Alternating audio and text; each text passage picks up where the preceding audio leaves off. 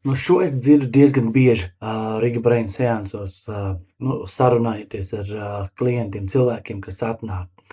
Un varētu teikt, patiesībā saruna ir par vienu un to pašu.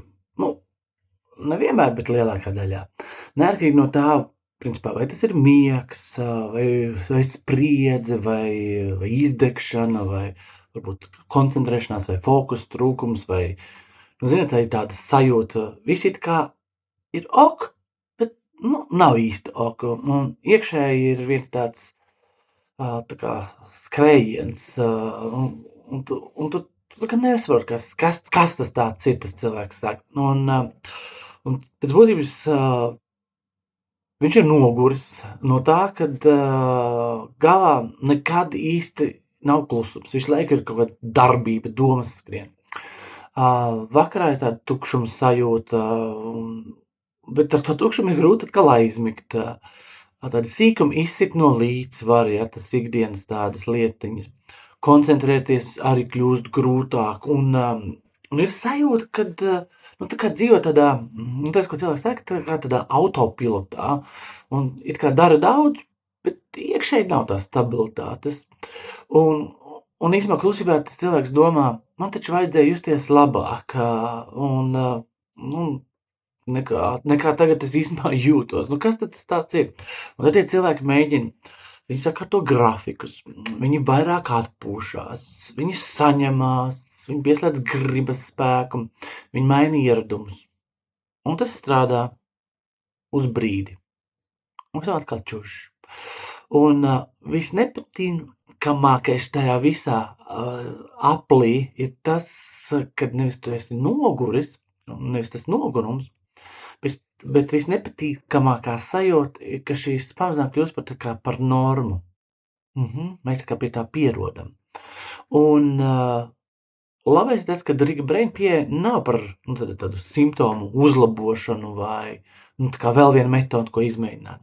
Tā principā ir par smadzeņu spēju atgriezties stāvoklī, kuras viņas spēja pašorganizēties, pašregulēties. Un, principā, kad iekšējais troksnis beidzot var ko izdarīt, vienkārši apklust.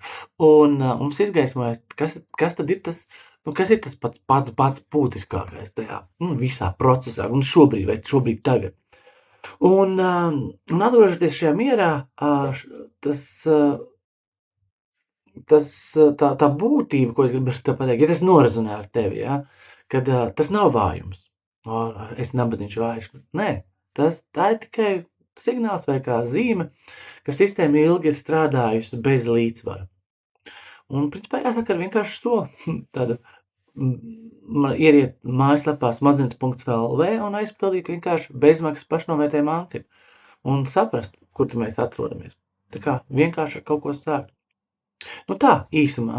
Tā kā darbojamies un lai mums nav nogurums no nekā nedarīšanas, no nebeidzamiem apļiem, lai mums ir drīzāk virzība uz priekšu uz augšu.